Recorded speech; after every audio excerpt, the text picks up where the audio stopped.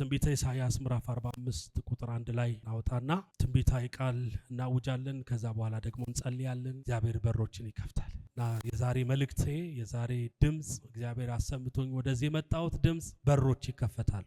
ለሆነ ሰው ዛሬ በር ይከፈትለታል። የሥራ በር፣ የአገልግሎት በር፣ ኢኮኖሚካል የሆነ በር፣ የተዘጉ በሮችን እግዚአብሔር ይከፍታል። ይሄ ቃል የጊዜው ቃል ነው፣ የዛሬ ቃል ነው። ቀኝ እጆቻችሁን አንሱና 3 ጊዜ በሮች ተከፈቱ በሉ። ድገሙ አሁን ለመጨረሻ። ሃሌሉያ። ትንቢተ ኢሳይያስ ምዕራፍ 45 ቁጥር 1 እግዚአብሔር ለቀባውት አሕዛብንም በፊቱ አስገዛ ዘንድ የነገስታትንም ወገብ ፈታ ዘንድ በሮች እንዳይዘጉ መዝጊያዎችን በፊቱ ከፍት ዘንድ ቀኝ እጁን ሊያስኩት ለቂሮስ እንደዚህ ይላል፣ በፊትህ ሄዳለሁ፣ ተራሮችንም ትክክል አደርጋለሁ፣ የናሱን ደጆች እሰብራለሁ፣ የብረትም መወርወሪያ ቆርጣለሁ። በስምም ምጠራ የእስራኤል አምላክ እግዚአብሔር እኔ እንደሆንኩ ታውቅ ዘንድ በጨለማ የነበረችውን መዝገብ በስውርም የተደበቀችውን ሀብት እሰጥሃለሁ። እስቲ ጮና አሜን በሉ። በደ እስቲ ቀኝ እጆቻችሁን አንሱና በሮቼ ተከፈቱ በሉ። አሁን ዛሬ የማስከፈት ቀን። በቃ ይሄ ምለው ነገር አጥቻ አይደለም ፊታችሁ የቆምኩት፣ ጌታ ተናግሮኛል። እግዚአብሔር ለእያንዳንዱ ሰው የሚከፍተው በር አለ። የሞገስ በር ይከፈታል። የጤና በር ይከፈታል። እስቲ ጩና ተናገሩ። የጤና በር ይከፈታል በሉ። የሥራ በር ይከፈታል በሉ። የበረከት በር ይከፈታል በሉ። ሃሌሉያ ሃሌሉያ። እስቲ ጩና አሜን በሉ። በደ ይሄ ትንቢተ ኢሳይያስ ምዕራፍ 45 የሚናገረው እንደምታውቁት ቂሮስ ለተባለ አሕዛብ ነው። ይሄ አሕዛብ የሆነ ሰው የእስራኤል ሕዝብ በባቢሎን በተማረከ ጊዜ ባቢሎንን ደግሞ ድጋሜ ማርኮ ያስፈታና ሕዝቡ ወደ እስራኤል እንዲመለስ ያደረገ ንጉስ ነው። ይሄን ንጉስ ነው እንግዲህ እግዚአብሔር ለቀባውት ለቂሮስ ያለው። እግዚአብሔር አንድ ነገር ሲሆን ሌላ ነገር ያደርጋል። የሆነ በር ሲዘጋ ሌላ በር ይከፍታል። ለቂሮስ የተከፈተው በር ለቂሮስ ብቻ ሳይሆን ለእስራኤል። አሜን። ዛሬ የሆነ በር ሲከፈታል። የዘር ማንዘራችሁን ነገር የሚቀይር በር እግዚአብሔር ዛሬ ይከፍታል። ይሄ ትንቢታዊ ቃል ነው። ለሆነ ለተዘጋበት ሰው መልእክት አለኝ ዛሬ። በጌታ በኢየሱስ ስም በሮች ተከፈቱ። እግዚአብሔር ለቀባውት አሕዛብን በፊቱ አስገዛ ዘንድ የነገስታትንም ወገብ ፈታ ዘንድ በሮች እንዳይዘጉ መዝጊያዎችን በፊቱ እከፍት ዘንድ። በሮች ምን እንዳይሉ እንዳይዘጉ መዝጊያዎችን በፊቱ ምን እል ዘንድ እከፍት ዘንድ። አንድ ሰው አለ ዛሬ ሰይጣን የዘጋበት ግን እግዚአብሔር የሚከፍትለት፣ ሰዎች የዘጉበት ግን እግዚአብሔር የሚከፍትለት። ራስን በራስ ዘግተው ሊሆን ይችላል፣ አፍ ተናዶ ዘግተው ሊሆን ይችላል። ግን እግዚአብሔር እንደዚህ ይላል፣ ዛሬ በሮች ይከፈታል። የሥራ በር እግዚአብሔር ይከፍታል። አንድ ሰው ሲጮህ ተከፈተ ይበል። ለካ ታውቃላችሁ የአንዳንድ ነገሮቻችን በር ከፋች እግዚአብሔር ነው። አንዳንድ በር ከፋች። አንዳንድ ሰው እንደዚህ ይላል፣ ሁሉንም ነገር መንፈሳዊ አታድርጉት፣ ሁሉም ነገር እግዚአብሔር አይደለም የሚል አስተሳሰብም ያለው ሰው ይኖራል።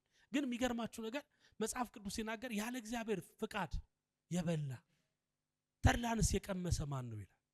አየህ ራሱ እንኳን ምግባችን የእግዚአብሔር ፍቃድ ሲኖርበት እና ዛሬ የተዘጉ በሮች እግዚአብሔር ዛሬ ይከፍታቸዋል። በር ብዬ ስላችሁ ይሄ እንደዚህ የምታዩት አይነት ነገር አይደለም። በር ማለት ዋና ነገር።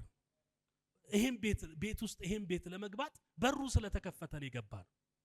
አያችሁ አንዳንድ ጊዜ የዚህ ምድር ዋና ዋና የሆኑ ነገሮች በበር ምሳሌ ይመስላል። በበር ምሳሌ አሁን ለምሳሌ የቤታችሁን ቁልፍ መቼም ቤት ውስጥ ሰው ከሌለ ቆልፋችሁ የምትመጡት ቁልፏ ምን አይነት ናት? እንደ ካርታው ትልቅ ነው እንዴ? አይደለም። ወረቀት ነው እንዴ? አይደለም። የቤታችን ቁልፍ ምን አይነት ናት? ትንሽ 3 ጊዜ ናት ቃ ምታ። ያቺ ስልጣን ናት፣ ኦቶሪቲ ናት። ከዛ ውጪ በመስኮት የገባ ሌባ ነው። በሌላ አክሰስ የለም። በቃ ያለ ቁልፍ እሷ ናት። ያቺ ማለት በር ናት። በቃ የበሩ ቁልፍ ደግሞ በሩ ደግሞ ማለት ቤት ውስጥ የሚያስገባ ነገር። ታውቃላችሁ እግዚአብሔር በር ከፍታለሁ ብሎ ሲል በአንድ ነገር ሁሉን ነገር ማለት ነው። በአንድ ነገር ስንት ነገር? የሆነ ሰው አለ ዛሬ በአንድ ስልክ ብዙ ነገር የሚከፈትለት፣ በአንድ ስራ ብዙ ነገር የሚያገኝ፣ በአንድ ነገር እግዚአብሔር ብዙ ነገር የሚሰራለት። እስቲ አንድ ሰው ጮህ አሜን ይበለኝ። ዛሬ ምን ልላችሁ እንደሆነ ታውቃላችሁ? እግዚአብሔር እናንተን ለመባረክ አንድ ነገር ይበቃዋል። አንድ ነገር። እስቲ ጮና አንድ ነገር ብሉ ባክ። ለዚህ ነው መጽሐፍ ቅዱስ ሲናገር ዳዊት እንደዚህ ብሎ ተናገረ። እግዚአብሔር አንድ ጊዜ ተናገረ። ስንት ጊዜ? ይኸው ዝም ብሎ እንደ ጓደኛ እንደ ወዳጅ እንደ አጉላ አማካሪ ሰባት ነገር የሚዘባርቅ አምላክ የለንም። የሚናገረው አንድ ነው፣ የሚከፍተው በር አንድ ነው። እዛ ውስጥ ግን ሁሉ ነገር አለ። እዛ ውስጥ በረከት አለ። እዛ ውስጥ ትዳር አለ። እዛ ውስጥ ገንዘብ አለ። እዛ ውስጥ ኢኮኖሚ አለ። እዛ ውስጥ አገልግሎት አለ።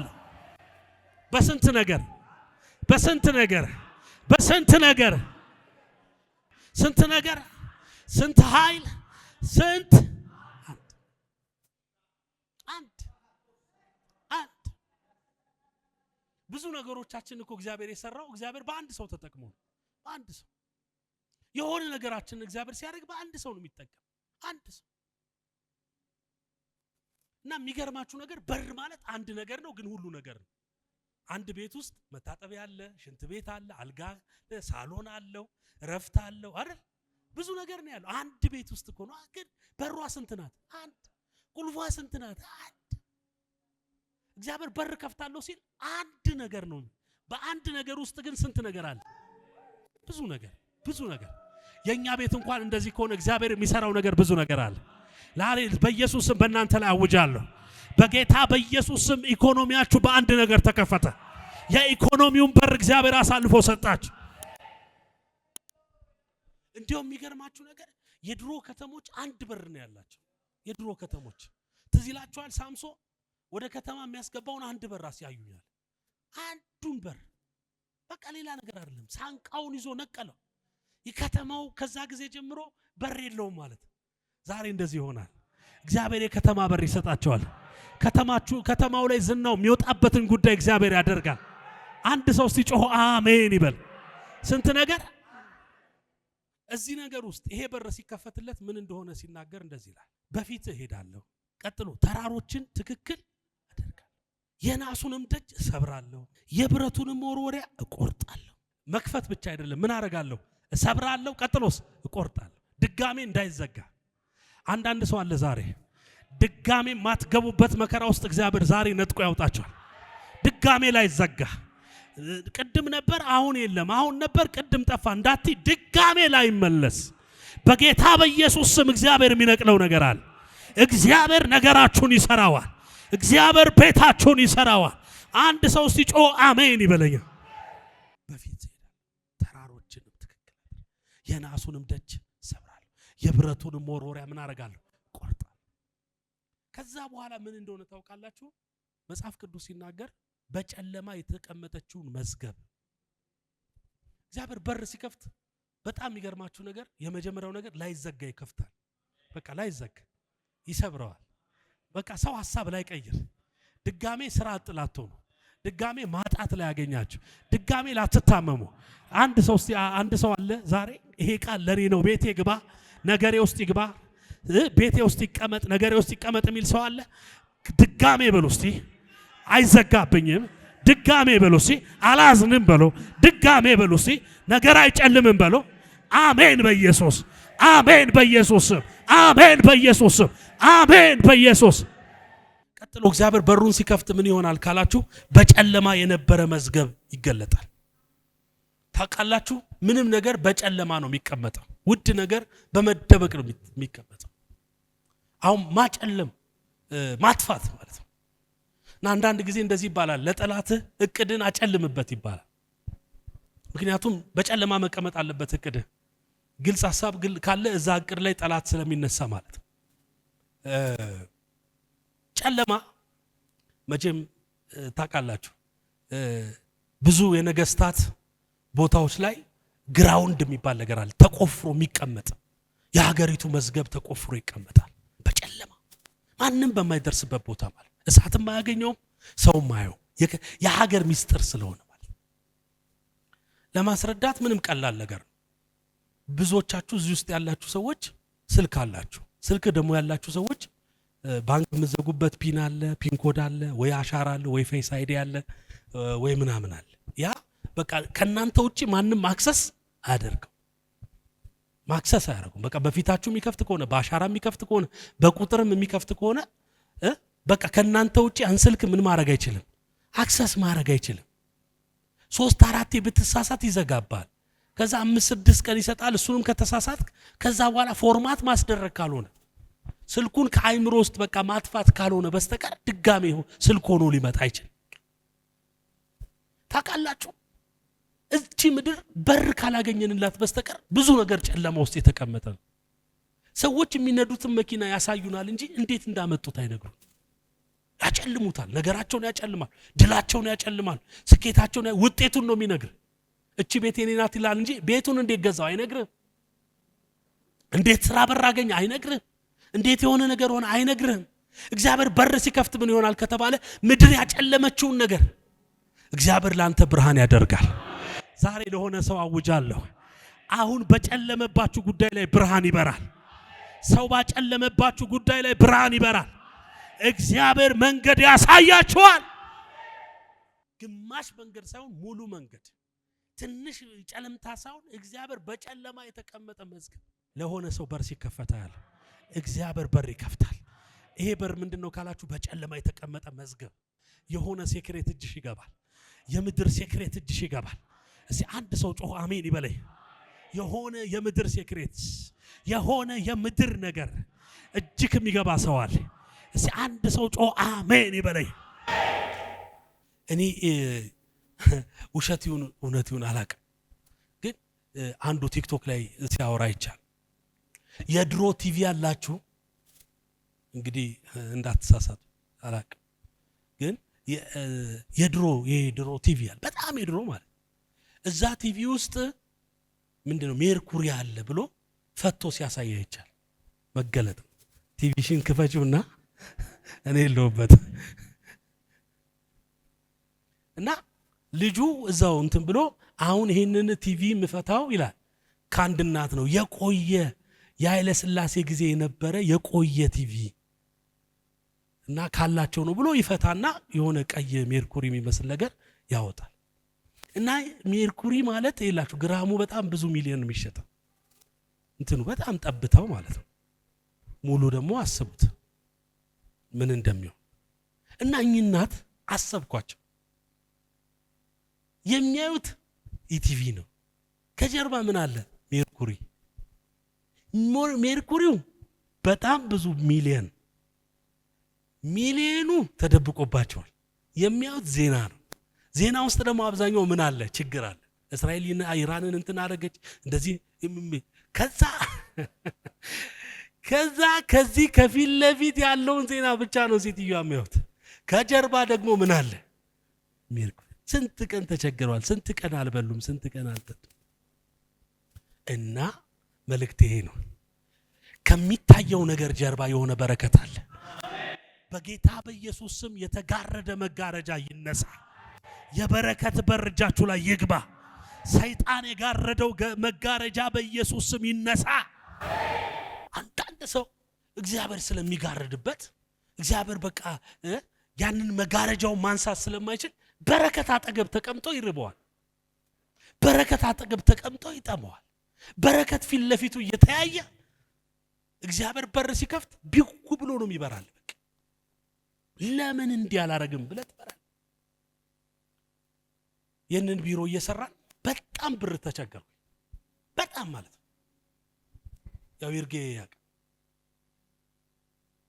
ያው ብዙዎቻችሁ ስላልነበራችሁ ማለት እና የሚያስፈልገው 90,000 ብር።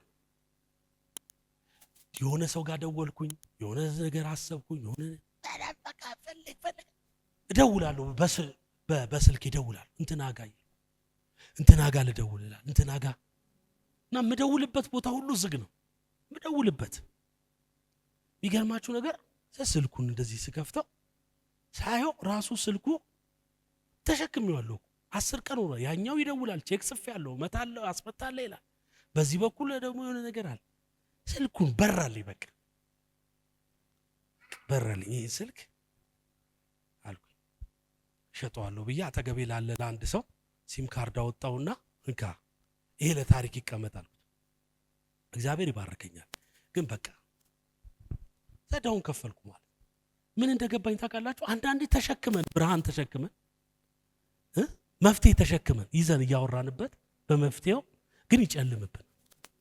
አረፍኩ፣ በቃ ሰጠውኝ፣ አረፍኩኝ። በ5 ወሩ ነው በ4 ወሩ የሆነ ሰው ስልክ በቃ ገዛልኝ። በቃ ተገላገልኩ ማለት ግን ለጊዜው መፍትሄ ነበር። ለካ የተሸከምኩት ነገር ራሱ መፍትሄ ነው። እግዚአብሔር የላችሁ በር ከፍታለሁ ብሎ ሲል መፍትሄ ያሳያለሁ እያለ መፍትሄ ለሆነ ሰው መልእክት አለኝ። በጌታ በኢየሱስ ስም በዘመናችሁ አይዘጋባችሁ። መዝገባችሁ ጨለማ ውስጥ አይቀመጥ። ታሪክ የሚቀይር መዝገብ በእናንተ ላይ በብርሃን ይምጣ። በዛ ነገር አሁን ዛሬ የማወራው ነገር አግኝቻለሁ። መዝገብ ነው። የቤተ ክርስቲያን ታሪክ አንድ ጊዜ ወደፊት ሲወራ ይወራል። ለምን? መዝገብ ነው። ጨለማው በራ። እግዚአብሔር በቤታችን ላይ ብርሃን ሲያመጣ የሆነ የተሸከምነው መፍትሄ ያለው ነገር እጃችን ላይ ያለ ማለት ዛሬ መልእክት አለ። በጌታ በኢየሱስ ከችግር የሚያወጣ መዝገብ ይገላበጥ። ሶስተኛውን ልናገር። እግዚአብሔር በር ሲከፍት ምን ያደርጋል ከተባለ በስውርም ያለችውን በስውርም የተደበቀችውን ሀብት ይሰጣል። ሶስተኛ እግዚአብሔር በር ሲከፍት ምን ያደርጋል ከተባለ የተደበቀ ሀብት፣ በስውር የተደበቀ ሀብት።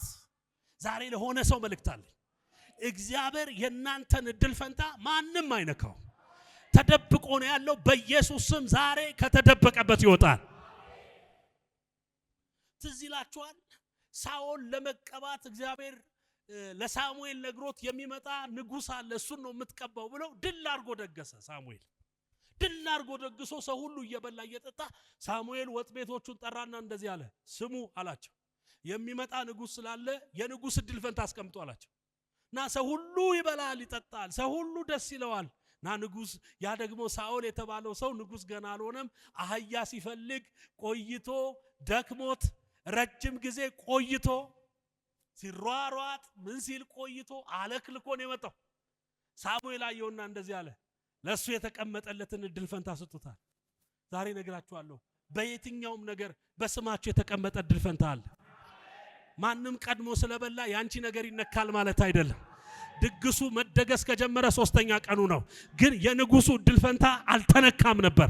ዛሬም እነግራችኋለሁ፣ የተቀደምክ ሊመስልህ ይችላል። ሰው ጥሎ የሄደ ሊመስልህ ይችላል። ሰው ቀድሞ የተባረከ ሊመስልህ ይችላል። ያንተ እድል ፈንታ ግን አልተነካም። የምትባረክበት እድል ፈንታ ግን አልተነካም።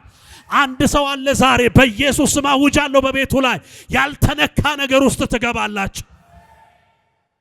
ያልተነካ በረከት፣ ሰው ያልደረሰበት በረከት፣ የተደበቀ በረከት፣ ማንም ዝም ብሎ የማያየው በረከት በጌታ በኢየሱስ ስም በእናንተ ላይ እጠራለሁ።